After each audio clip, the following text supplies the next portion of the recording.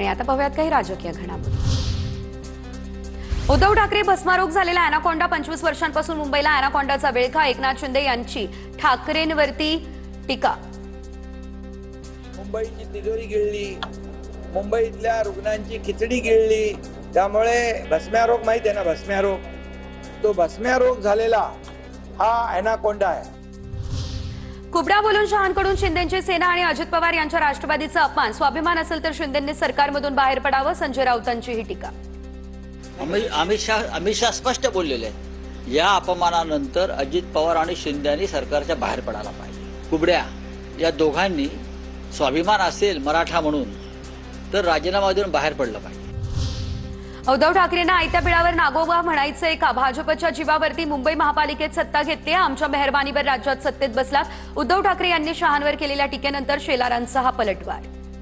उद्धवजी कोणाला तरी अॅनाकोंडा म्हणत असतील तर उद्धवजी तुम्हाला का आयत्या बिळावरचा नागोबा म्हणायचं? आमच्या जीवावर मुंबई महापालिकेत सत्ता घेतली, मग राज्यामध्ये आमच्या जीवावर आमच्या मेहरबानीवर सत्तेत बसलात, आयत्या बिळावर नागोबा।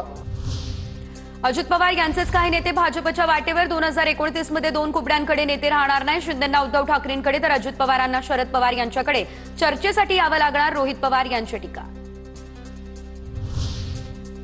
अमित शहांच्या वक्तव्याचा दुसरा कोणताच अर्थ नाही। महायुतीमध्ये प्रत्येकाला आपला पक्ष वाढवण्याचा अधिकार, शक्य तिथे महायुतीमध्ये लढणार, चंद्रशेखर बावनकुळेंचं वक्तव्य। भारतीय जनता पार्टी आपला पक्ष वाढवण्याकरता, आम्ही आपला पक्ष वाढवण्याकरता काम करणारच आहे। हा विचार काय करता आपण की अमितभाईंनी त्या ठिकाणी म्हटलं की स्वबळाव नाही म्हटलं, त्यांनी त्यांचा अर्थ वेगळा घेतला आपण सर्वांनी। माजी खासदार हिना गावित यांची भाजपमध्ये घरवापसी। प्रदेशाध्यक्ष रवींद्र चव्हाण यांच्या उपस्थितीमध्ये पक्षप्रवेश। हिना गावित यांनी विधानसभा निवडणूक अपक्ष लढवलेली।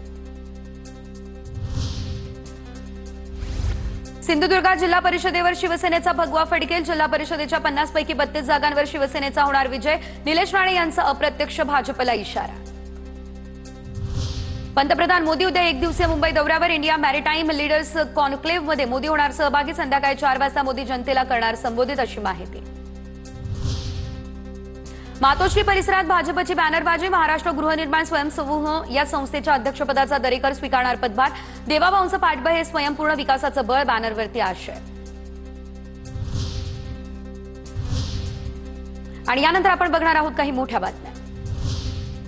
फलटण महिला डॉक्टरच्या मृत्यू प्रकरणी पोस्टमॉर्टम रिपोर्ट समोर। मृत्यू गळफास घेऊन झाल्याचा उल्लेख। मृत डॉक्टरच्या शरीरावर कोणत्याच जखमा नाही। गोपाळ बदने आणि महिला डॉक्टरचे सीडीआर पोलिसांच्या हाती।